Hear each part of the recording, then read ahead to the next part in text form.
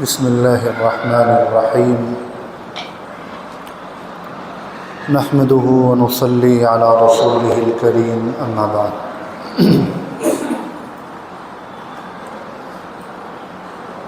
محترم بزرگوں اور دوستوں،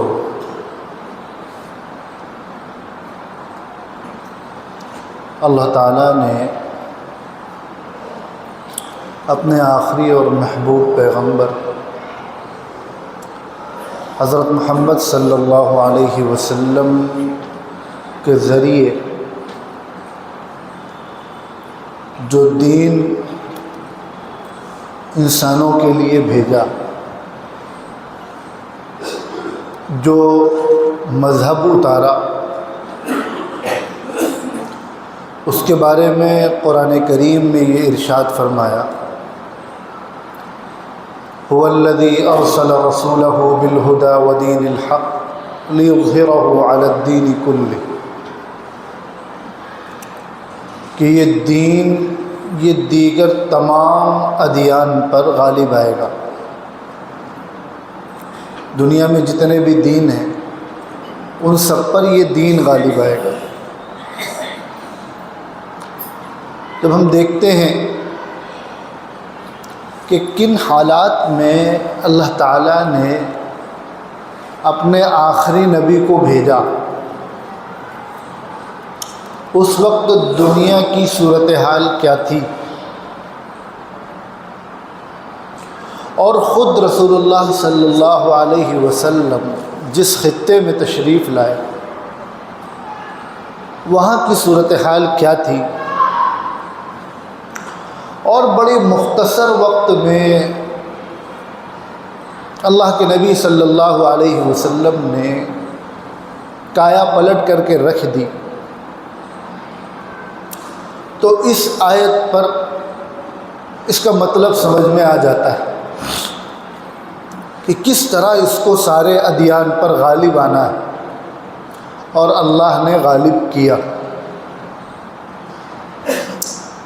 اللہ کے نبی صلی اللہ علیہ وسلم جس خطے میں تشریف لائے، جن حالات میں تشریف لائے، وہ بڑا سنگین دور تھا۔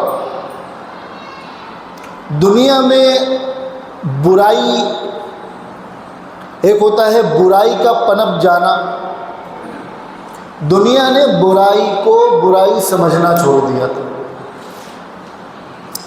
اصلاح کی کوشش کرنے والا کوئی نہیں بچا تھا۔ جو لوگ اصلاح کا جذبہ دل میں رکھتے تھے، حالات ایسے بن گئے تھے کہ وہ کھل کر اصلاح کی کوشش نہیں کر سکتے تھے۔ مکہ مکرمہ میں، عرب میں عجیب و غریب صورتحال ہو گئی تھی۔ لوگ سچائی سے دور ہو گئے تھے، امانت داری سے دور ہو گئے تھے، انصاف سے دور ہو گئے تھے۔ لڑائی جھگڑا یہ ایک ماحول بن گیا تھا، گھر گھر لڑائی، ہر فرد دوسرے سے خفا، گالم گلوچ، ذرا ذرا سی باتوں پہ تلواریں نکل آنا، اور پھر وہ نسلوں تک اس جنگ کا جاری رہنا، اس طرح کا ماحول تھا۔ اور یہ معاملہ صرف عرب کا نہیں تھا، دنیا کے دیگر خطوں میں بھی حالات کچھ بہت اچھے نہیں تھے۔ جس کو اللہ نے طاقت دے دی وہ لوگوں پہ ظلم کر رہا ہے، جو مظلوم ہے وہ ظلم کی چکی میں پس رہا ہے۔ پوری دنیا تاریکی میں ڈوبی ہوئی تھی۔ ان حالات میں اللہ تعالیٰ نے اپنے محبوب نبی کو بھیجا، اور جو دین آپ کے ذریعے سے نازل فرمایا، اس دین کے بارے میں یہ ارشاد فرمایا کہ یہ دین ساری دنیا پر غالب آئے گا۔ اللہ کے نبی صلی اللہ علیہ وسلم نے نبوت ملنے کے بعد 23 سال کی عمر پائی، اس کے بعد آپ پردہ فرما گئے۔ صحابہ کرام کا دور آیا، خلفائے راشدین کا دور آیا۔ خلفائے راشدین کا دور اور اس کے بعد سے 200-300 سالوں تک ہم ذرا اس پر غور کریں کہ وہ کیا چیز تھی کہ اللہ کے نبی صلی اللہ علیہ وسلم جب دنیا میں تشریف لا رہے ہیں، جس وقت آپ کو نبوت دی جا رہی ہے، جس وقت یہ دین نازل ہو رہا ہے، اس وقت دنیا کی صورتحال یہ ہے، عرب کی صورتحال یہ ہے، یہ ماحول ہے، اور نبوت ملنے کے محض 23 سال کے بعد اللہ کے نبی دنیا سے تشریف لے جا رہے ہیں،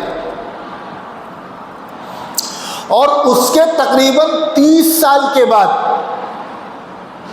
لگ بھگ 30 سال کے بعد حضرت علی اس دنیا سے گئے۔ اس مختصر سے دور میں دین اسلام کو اللہ نے آدھی سے زیادہ دنیا پر غلبہ عطا فرما دیا۔ یہ ٹوٹل پیریڈ بنتا ہے تقریباً 53 سال کا، 23 سال حضور کی نبوی زندگی اور 30 سال خلفائے راشدین کا دورانیہ جو ہے، یہ 30 اور 23، یہ 53 سال کے عرصے میں اللہ نے دین اسلام کو آدھی سے زیادہ دنیا تک غلبہ عطا فرما دیا، اور اس غلبے کی شکل صرف حکومت کی حد تک نہیں تھی کہ مسلمانوں کے ہاتھوں میں حکومت آ گئی، بلکہ جہاں جہاں مسلمان گئے، جوک در جوک ہزاروں اور لاکھوں کی تعداد میں لوگ اسلام قبول کرتے چلے گئے۔ کیا وجہ بنی؟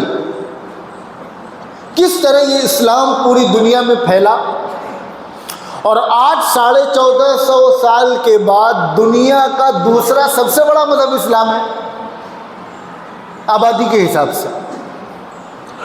سب سے زیادہ اس وقت دنیا کی آبادی میں الگ الگ رائے ہیں، لیکن جو ایک ڈاٹا ہے وہ یہ ہے کہ عیسائیوں کا پرسنٹ کچھ زیادہ ہے، مسلمان آبادی کے حساب سے دوسرے نمبر پر ہے، بعض لوگ کہتے ہیں مسلمان پہلے نمبر پر ہے۔ تو وہ کون سی ایسی چیزیں تھیں، وہ کیا دیکھا لوگوں نے، جو ایک چھوٹا سا ملک عرب، اس کا چھوٹا سا شہر مکہ، وہاں یہ دین نازل ہوا اور پوری دنیا پہ چھا گیا؟ وہ کون سے اوصاف تھے؟ ہوا یہ کہ پوری دنیا ظلم اور جبر کی چکی میں پس رہی تھی، پوری دنیا پریشان تھی، جھوٹ، خیانت، دھوکہ دڑی اور بے عزتی کرنا، عورتوں کی کوئی عزت نہیں، لوگوں کے حقوق نہیں مل رہے ہیں۔ اس دوران جب ایک ایسا دین آیا جس نے لوگوں کے حقوق کی بات کی، جس نے امانت کی بات کی، جس نے دیانت کی بات کی، جس نے انصاف کی بات کی، جس نے لوگوں کی عزت کی بات کی، تو پھر لوگوں کو لگا کہ ہاں یہ ہے جس کے ذریعے سے ہمیں ظلم سے نجات مل سکتی ہے، یہ وہ اوصاف ہیں، یہ وہ تعلیمات ہیں جس کے ذریعے سے ہمارا کچھ بھلا ہو سکتا ہے۔ لوگوں کے دل بدل گئے۔ ہمارے ملک ہندوستان میں اللہ کے نبی صلی اللہ علیہ وسلم کے زمانے میں ہی کہا جاتا ہے کہ صحابہ کرام کی ایک ٹکڑی آ گئی تھی۔ ہم آج سے اگر 12، 13، 1400 سال پیچھے جائیں تو اس ملک میں کیا تھا، یہاں دین کیسے آیا اور کس طرح دین پھیلا؟ آج بھی جو لوگ یہ الزام لگاتے ہیں کہ تمہارے پوروج فلاں فلاں تھے، اگر ہم ہسٹری کو دیکھیں، تاریخ کو دیکھیں تو کس طرح دین پھیلا؟ یہاں مسلمان نہیں تھے، یہاں باہر سے مسلمان آئے اور وہ یہاں کے غیر مسلموں کے بیچ میں رہے، اور ان کے اوصاف دیکھ کر، ان کے اخلاق دیکھ کر، ان کا رہن سہن دیکھ کر دوسرے لوگ متاثر ہوئے کہ یہ مسلمان ہیں، یہ کس مذہب کی بات کر رہے ہیں، یہ تو بڑے اچھے لوگ ہیں، ان کو یہ تعلیمات کس نے سکھائی، کس مذہب کے ماننے والے ہیں یہ لوگ؟ تو پھر انہوں نے اسلام کو دیکھا، مسلمانوں کو دیکھ کر اسلام کو دیکھا، تو ان کے دل میں بھی اسلام کی محبت پیدا ہوئی، اور اس طرح مسلمانوں کی تعداد بڑھتی چلی گئی۔ جس وقت انگریز ہندوستان میں آیا، کروڑوں کی تعداد میں مسلمان اس ملک میں موجود تھے، اور اگر تقسیم نہ ہوتی تو 35-40 کروڑ تو ہوتے ہی۔ تو یہ یہ کیسے ہوا؟ ہم لوگوں کو، ہم مسلمانوں کو یہ چیز سمجھنے کی ضرورت ہے کہ ہمارے ذمے دعوت کا عظیم فریضہ رکھا گیا ہے۔ اللہ تعالیٰ نے یہ دین نازل فرمایا، آقا صلی اللہ علیہ وسلم نے اپنے شاگردوں کو تیار کیا اور وہ یہ دین لے کر دنیا میں نکلے۔ اب نبوت کا دروازہ بند ہو گیا، صحابیت کا دروازہ بند ہو گیا، اب اس دین کو دنیا تک پہنچانے کی ذمہ داری یہ مسلمانوں کی ہے۔ اور دعوت کا مطلب صرف یہ نہیں ہوتا کہ ہم زبان سے اپنی بات کہہ دیں کہ اسلام یہ سکھاتا ہے، دین یہ ہے، نماز یہ ہے، روزہ یہ ہے، یہ سچائی، صرف زبان سے کہہ دینے کا نام دعوت نہیں، بلکہ اصل دعوت ہے اپنے کردار سے دعوت دینا، اپنے اخلاق سے دعوت دینا، اپنے آپ کو ایسا بنانا کہ دوسرا دیکھ کر یہ سوچنے پر مجبور ہو جائے بھائی یہ کون لوگ ہیں، یہ کس مذہب کے ماننے والے ہیں، اتنے شریف یہ کیسے ہیں، ان کے اندر اتنی امانت داری کیسی ہے۔ اور میں نے اس سے پہلے عرض بھی کیا آپ حضرات کے سامنے کہ اللہ کے نبی صلی اللہ علیہ وسلم نے کلمے کی دعوت دینے سے پہلے اپنا کردار بنایا ہے، اپنا کیریکٹر بنایا ہے، اپنے اخلاق بنائے۔ آپ کی امانت کا یہ عالم تھا کہ آپ کو صادق و امین کہا جاتا تھا، سچائی کا یہ عالم تھا کہ آپ کو صادق کہا جاتا تھا۔ اس زمانے میں ویسے جاہلیت کے دور میں جب اچھائی اور برائی کا فرق ختم ہو گیا تھا، اس جاہلیت کے دور میں اللہ کے نبی صلی اللہ علیہ وسلم کو صادق اور امین کہا جا رہا ہے، آپ سے اپنے فیصلے کرائے جا رہے ہیں۔ جب حجر اسود کو رکھنے کا مسئلہ آیا تو جھگڑا ہو گیا کہ کون رکھے گا، کون سا قبیلہ رکھے گا، وہاں تو ذرا سی بات میں تلوار نکل آتی تھی، یہ تو پھر بھی حجر اسود کے رکھنے کا مسئلہ تھا۔ یہ ہوا کہ ابھی لڑائی جھگڑا مت کرو، جو شخص صبح سب سے پہلے حرم میں داخل ہوگا وہ ہمارا فیصلہ کرے گا۔ اللہ کے نبی صلی اللہ علیہ وسلم تشریف لائے، لوگ خوش ہو گئے کہ آپ تو بالکل صحیح فیصلہ کریں گے، آپ تو صادق و امین ہیں۔ اور آپ نے وہ تاریخی فیصلہ فرمایا کہ ایک چادر منگوائی، چادر میں حجر اسود کو رکھا اور تمام قبیلے والوں سے کہا کہ اپنا اپنا نمائندہ بھیج دو تاکہ سب کا حصہ لگ جائے، سب چادر کا ایک ایک کونا پکڑے، اور آپ صلی اللہ علیہ وسلم نے اپنے ہاتھ سے حجر اسود کو نصب کر دیا۔ تو دین کی دعوت کے لیے، دین کا پیغام پہنچانے کے لیے خود اپنے اندر امانت و دیانت اور سچائی کا ہونا یہ بہت بنیادی چیز ہے۔ اور جب رسول اللہ صلی اللہ علیہ وسلم نے پہلی مرتبہ کلمے کی دعوت دی تو سب سے پہلے اپنا کردار پیش کیا، مکے والوں سے پوچھا کہ میں بچپن سے تمہارے بیچ میں رہ رہا ہوں، تم نے میرا بچپنا دیکھا، میری جوانی دیکھی، تم مجھے کیسے سمجھتے ہو، میری زندگی تمہارے درمیان کیسی گزری ہے؟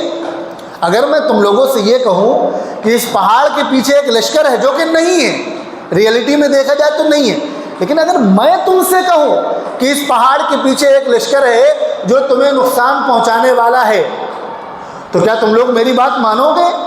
تو مکے والوں نے کیا کہا تھا کہ آپ کی بات کا انکار کیسے کر سکتے ہیں، آپ سے زیادہ تو سچا کوئی نہیں، آپ تو جھوٹ بول نہیں سکتے، آپ تو صادق و امین ہیں۔ تب اللہ کے نبی صلی اللہ علیہ وسلم نے دین کی دعوت دی۔ تاریخ اسلام اٹھا کر دیکھ لیجئے، اسلام زبان سے زیادہ کردار سے پھیلا ہے۔ پکڑ کے لوگوں کو کلمے کی دعوت نہیں دی گئی، اپنا کردار پیش کیا گیا کہ دیکھو اسلام یہ سکھاتا ہے اور مسلمان ایسے ہوتے ہیں۔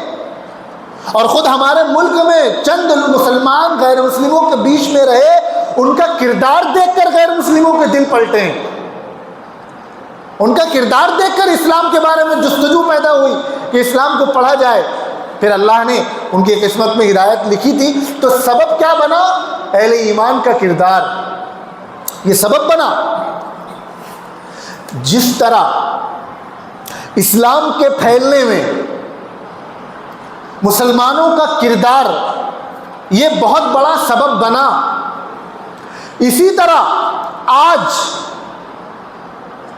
بہت بڑی تعداد میں لوگ اگر اسلام سے دور ہو رہے ہیں تو بھی مسلمانوں کے کردار کی وجہ سے ہو رہے ہیں، مسلمانوں کے کیریکٹر کی وجہ سے ہو رہے ہیں۔ اچھی طرح سے سمجھیے یہ بات کیوں کہہ رہا ہوں میں. آج کا جو خاص پس منظر ہے اس بات کے کہنے کا، دیکھیں ایک مسلمان یہ آزاد نہیں ہو سکتا. مسلمان یہ اللہ اور اس کے رسول کے حکم کا پابند ہے. مسلمان کا کوئی کام شریعت کے باہر نہیں ہو سکتا، اور مسلمان کا کوئی کام، ہر کام یہ دین کے لیے ہونا چاہیے. کیوں؟ ایک مسلمان کا یہ عقیدہ ہے کہ ہمیں ایک مختصر وقت کے لیے ذمہ داری دے کر بھیجا گیا ہے. ہم کو یوں ہی نہیں بھیج دیا گیا جاؤ کھاؤ پیو. ہم پر کچھ ذمہ داری ڈالی گئی ہے. اللہ نے جس دین کے بارے میں فرمایا کہ یہ دین ساری دنیا پر غالب آئے گا، ہم اس دین کے ماننے والے ہیں. ہماری ذمہ داری ہے. جس طرح ہماری اچھائی دیکھ کر ہمارے دین کے بارے میں ایک پازیٹیو سوچ بنے گی، اسی طرح ہماری برائی دیکھ کر ہمارے دین کے بارے میں لوگوں کی نگیٹو سوچ بنے گی، ہمارے مذہب کے بارے میں غلط سوچ بنے گی. ایک مسلمان اپنی مرضی کا مالک نہیں ہے، وہ اپنی مرضی سے کچھ نہیں کر سکتا. ایک بات. دوسری بات، اسلام، دین اسلام یہ انسانوں کو فائدہ پہنچانے کے لیے آیا ہے. مسلمانوں کی ذمہ داری انسانوں کو فائدہ پہنچانا ہے. تو جہاں جہاں انسانوں کی ضرورت ہے، جہاں جہاں لوگوں کو مسلمانوں کی ضرورت ہے، مسلمانوں کی ذمہ داری ہے کہ وہ شریعت کے دائرے میں رہتے ہوئے لوگوں کی پریشانی کو دور کرنے کی کوشش کریں. مثال کے طور پر سیاست ہے، پالیٹکس ہے، یہ کوئی بری چیز نہیں ہے. سیاست کا مطلب کیا ہوتا ہے؟ اسلام میں سیاست کا مطلب یہ ہے کہ جس سے لوگوں کو فائدہ پہنچے، لوگ اچھائی کی طرف راغب ہوں، برائی سے بچیں، مل جل کر اچھے کام کریں. تو آج کے دور میں اگر سیاست گندی ہو گئی اور اس سے لوگوں کو فائدہ پہنچنے کی بجائے نقصان ہو رہا ہے، تو مسلمانوں میں اچھے لوگوں کی یہ ذمہ داری ہے کہ وہ میدان میں آئیں اور یہ ذمہ داری اپنے ہاتھوں میں لیں، اچھی سیاست کریں، پالیٹکس کا حصہ بنیں تاکہ لوگوں کو فائدہ پہنچے. یہ بھی مسلمانوں کی ذمہ داری ہے. لیکن جیسا کہ میں نے پہلے عرض کیا، مسلمان کوئی بھی کام یہ شریعت کے دائرے سے باہر رہ کر نہیں کر سکتا. مسلمان آزاد نہیں ہے. مسلمان پہلے مسلمان ہے، باقی بعد میں دیگر چیزیں. پہلے اس کا اپنا کردار ہے، پہلے اس کا اپنا کیریکٹر ہے. اور اس کا پتہ کب چلتا ہے؟ ہم بالکل ٹھیک ٹھاک ہے، کھا پی رہے ہیں، خوشحال ہیں، ہر کسی سے ہماری دوستی ہے، ہمارا سارا شوق پورا ہو رہا ہے، ساری ضرورتیں پوری ہو رہی ہیں، تب ہم بہت امانت دار ہیں، تب ہم بہت انصاف کرنے والے ہیں، تب ہم لوگوں سے بہت خوشی سے ملنے والے ہیں، مسکرا کر ملنے والے ہیں، کوئی ہمارا دشمن نہیں ہے، جو ہم چاہتے ہیں وہ ہو جاتا ہے. تو یہ کمال نہیں ہے. مزہ تو تب ہے جب ہمارے اوپر معاملہ پڑے اور اس موقع پر ہمارے اندر یہ احساس ہو کہ نہیں، ایک مسلمان بے ایمان نہیں ہو سکتا، ایک مسلمان جھوٹا نہیں ہو سکتا، ایک مسلمان صرف اپنے مفاد کے لیے، اپنے فائدے کے لیے کوئی کام نہیں کر سکتا. ایک مسلمان جو کام کرے گا وہ اللہ کے لیے کرے گا، اللہ کے نبی کے لیے کرے گا، دین کے لیے کرے گا، لوگوں کو فائدہ پہنچانے کے لیے کرے گا. جس طرح ہم دیگر سارے ہم کاروبار اس لیے کر رہے ہیں تاکہ ہم حرام کمائی سے بچیں، حرام روزی سے بچیں، حلال طریقے سے ہماری ضرورت پوری ہو. جس طرح ہم شادی اس لیے کر رہے ہیں تاکہ ہم حرام کاری سے بچیں، حلال طریقے سے ہماری ضرورت پوری ہو. سارے کام ہم اس لیے کر رہے ہیں تاکہ ہم غلط راستے سے بچیں اور صحیح راستے پر چل کر زندگی گزاریں.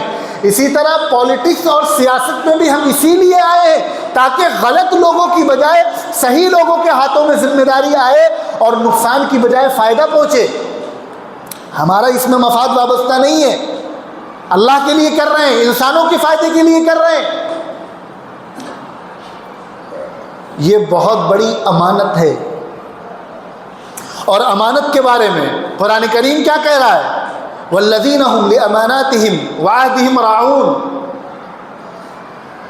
جو لوگ امانت ادا کرتے ہیں، جو لوگ عہد و پیمان کو پورا کرتے ہیں، اولئک فی جنات مکرمون، وہ لوگ جنتی لوگ ہیں، وہ جنت میں جانے والے لوگ ہیں۔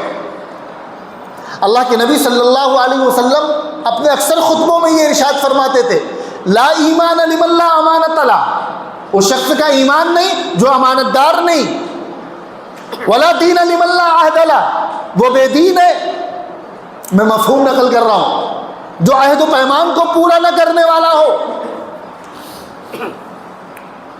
اور اسی کے ساتھ ساتھ ایک جگہ فرمایا گیا، ان اللہ یأمرکم ان تؤدوا الامانات الی اہلھا، اللہ تم کو اس بات کا حکم دے رہے ہیں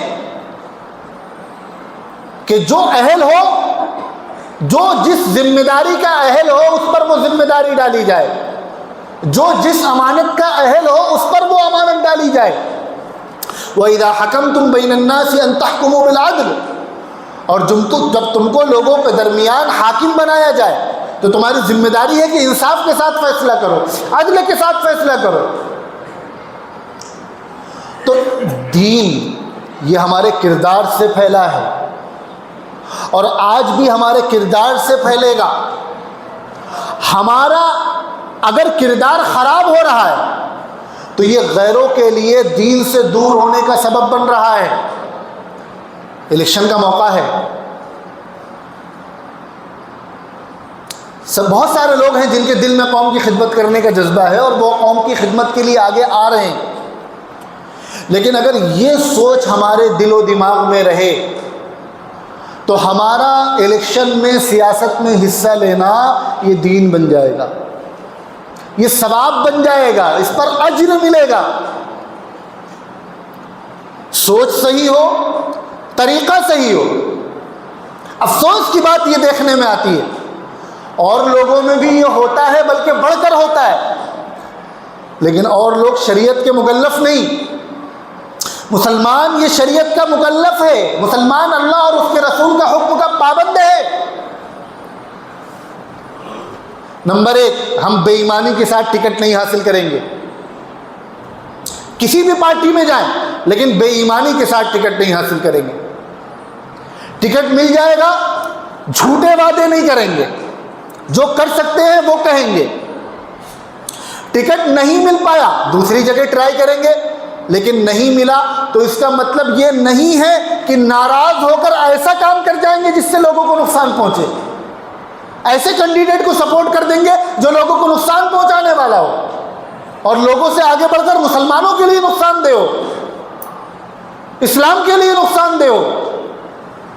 یہ ایک مسلمان کی شان نہیں ہے۔